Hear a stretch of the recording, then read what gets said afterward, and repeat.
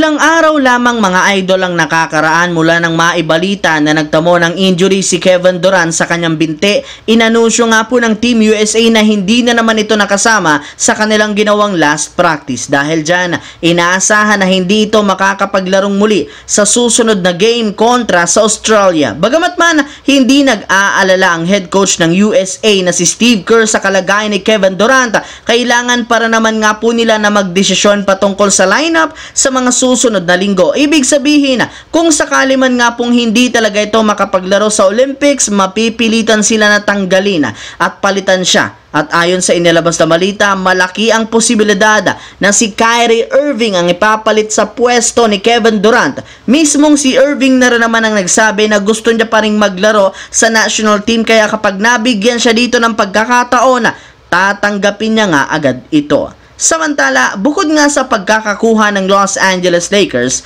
sa kanilang mga rookie sa NBA draft na sina Bronny James Jr. at Dalton Keunig, wala pa nga silang nagagawang malaking move ngayong off-season at wala pa silang nakukuha ni isa mang bagong player sa market. Pero kahit gano'n, nakabuo pa rin naman sila kahit papano ng kanilang sariling 15-man lineup para sa season na kinabibilangan ni D'Angelo, Reeves, Hachimura, LeBron, Davis, Jared Vanderbilt, Christian Wood, Max Christie, Gabe Vincent, Jackson Hayes, Bronny, Dalton Keunig at si Jalen Hood-Schifino. As of July 14, sila pa lang ang parte ng lineup ng Lakers na merong kasalukuyang standard contract. Subalit, sa kabila niyan, hindi para naman tapos si Rob Pelinka sa paggawa ng pagbabago. Sa katunayan, ayon sa ibinulgar na balita, binabalakan nga nito na gumawa ng move sa mga susunod na araw kung saan ititrade nga po nila ang kanilang dalawang point guard na sina Jalen Hood-Schifino at Gabe Vincent upang magkaroon ng bakanting pwesto sa lineup at lumuwag ang kanilang cap space.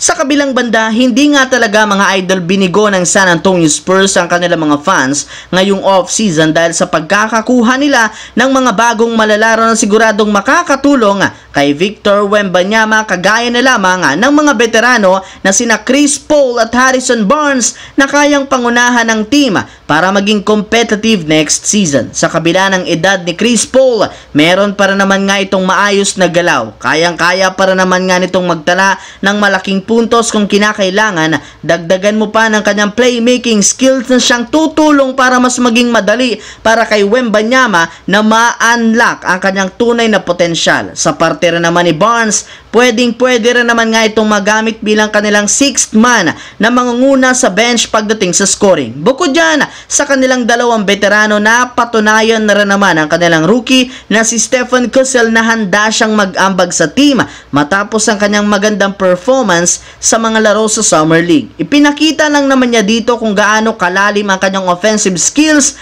sa pagkakaroon niya ng dissenting shooting sa 3-point line, mid-range at sa kakayahan niyang sumalaksak sa ilalim ng basket. Kaya mismong mga analyst nang nagsabi na sapat na ang mga bagong players ng Spurs para maging isang ganap na contender sa Western Conference.